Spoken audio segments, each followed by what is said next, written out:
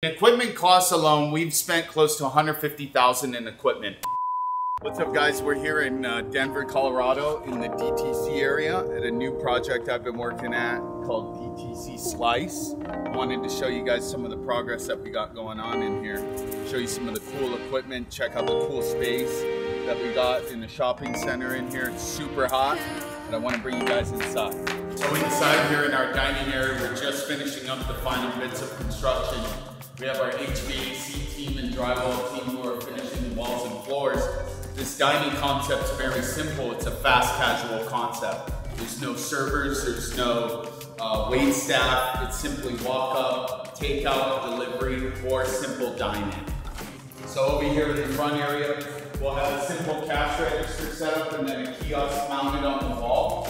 Guests will be able to self-serve order, or they can bring up here directly with our point of sale system. We're utilizing toast in this setup. In the front here, we have all our drink fridges. Very simple counter build out. This is only 1,200 square feet.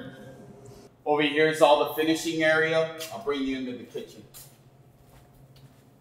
So for this project, we spec'd the infamous PizzaMaster 933 in this project. The special thing about this PizzaMaster is this is the first in Denver that's been put under an eyebrow. So what that means is this isn't a hood system, this is actually a smoke remover. So PizzaMasters are electric ovens, they're completely enclosed, which per code you can install these and they can be considered ventless because there is no combustibles inside the oven.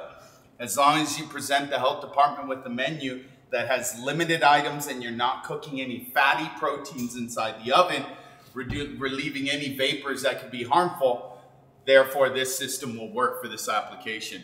So when we installed this eyebrow is about $5,000, $6,000 installed. A typical 20-foot hood, which was originally spec'd for this project, would have rang at the tune of $80,000. So we were able to still install a PizzaMaster, be able to give them the exact same footprint that they wanted, but remove the 20-foot hood, which would have been a very cumbersome thing to do in this space. To get a custom hood fabricated these days are about a 6 to 8 month lead time. The only blocker we had to get through is our permit and health department check. So it did take a little bit of proving to the health department and building department that this could actually be certified for use in this county.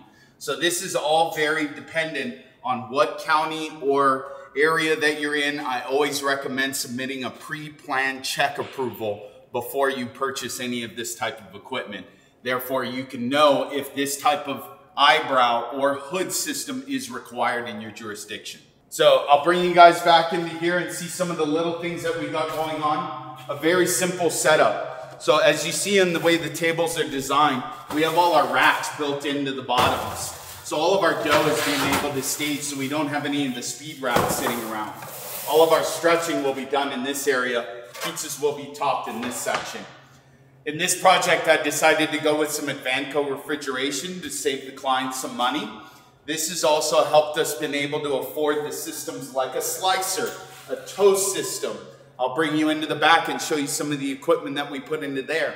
But doing these little things gives us the advantage to prove our concept. We're able to understand how our ingredients are going to be laid out into our line before we actually invest into a $9,000 refrigerator. We truly, as an operator, want to make sure we know exactly what items need to be held into our refrigerators. Therefore, we don't overbuy, which can eventually overtake the space. You're no longer an efficient kitchen in a space.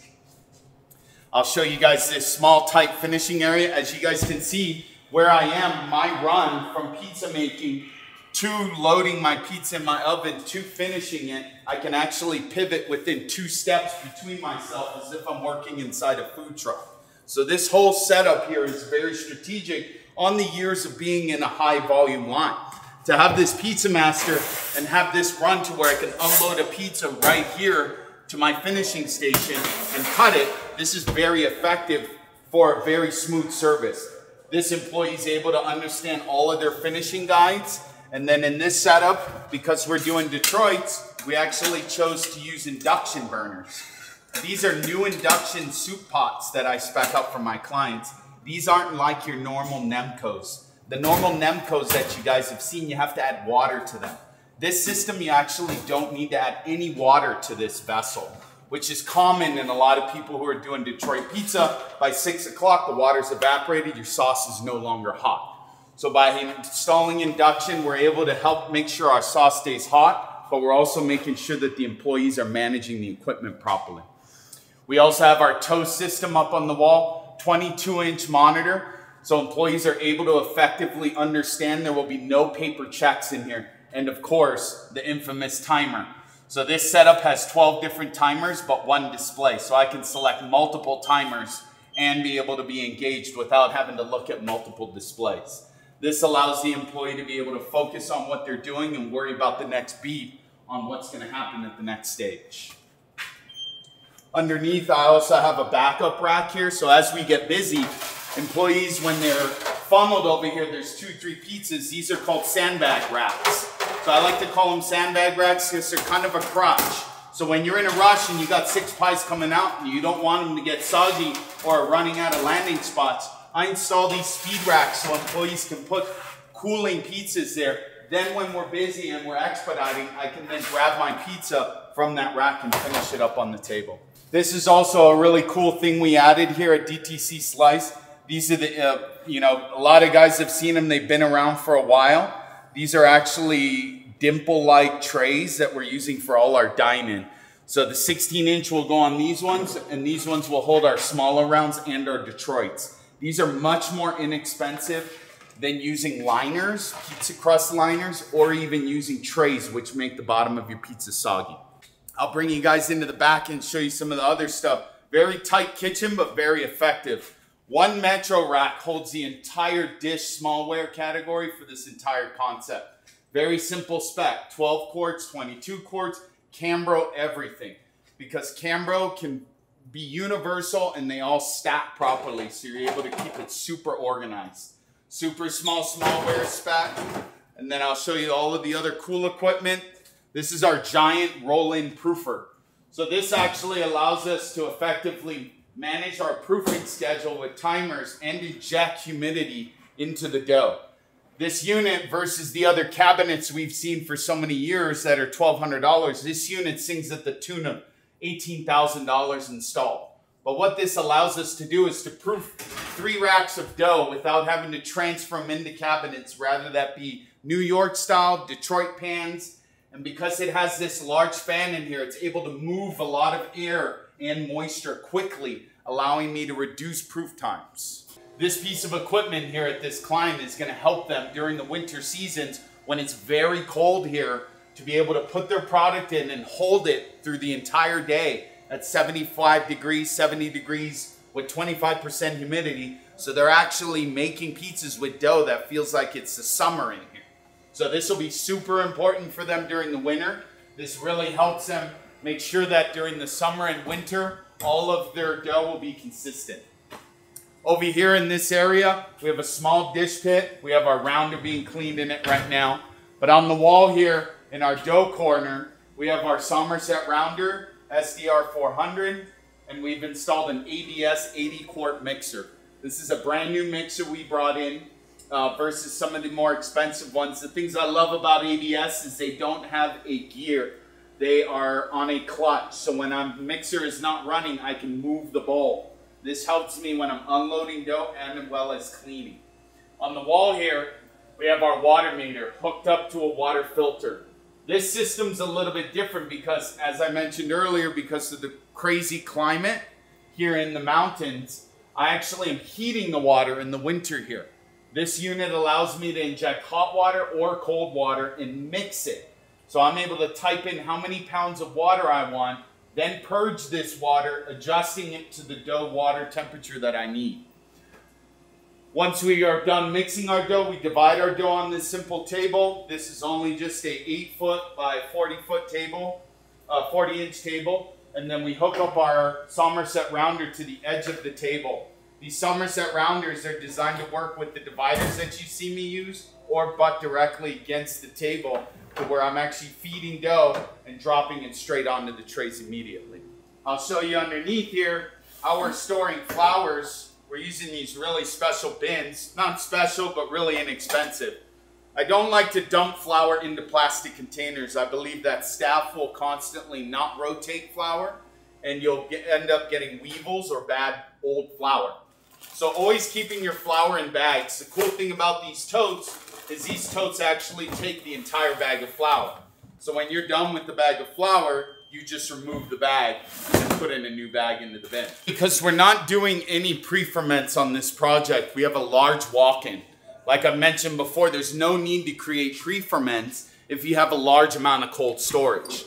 So this project's gonna be able to store a large amount of dough into this cooler. Right now we're not filled, but we're able to hold close to 1,200 dough balls in here at one time, allowing us to have a 72-hour fermentation schedule. So the cool thing about this space that we're in is, as you've seen, we've got a lot of equipment in here. The main focus about this space is this is actually a first-time operator. This client is actually looking to grow this to multiple units. So the reason why we've spec'd an 80-quart mixer, large retarders, a large walk-in, is simply because this will actually become a commissary production facility for future locations. With this build out and the type of equipment that's in here, he'll be able to supply dough and prep products to 2 other units he potentially plans to build in the next year. The installation of all this equipment, the massive labor savings, is we're actually able to keep low labor costs on our prep team. So our prep team is actually able to operate in here with 1 person to produce enough dough for 3 units. With the automation of a rounder, bench, the new upgraded divider when we get to the volume and threshold where we need to get to, this client's going to see huge savings and reduction in labor costs because he will no longer have to have a call out. He'll no longer have to be dependent on that one guy who knows how to make the dough every day.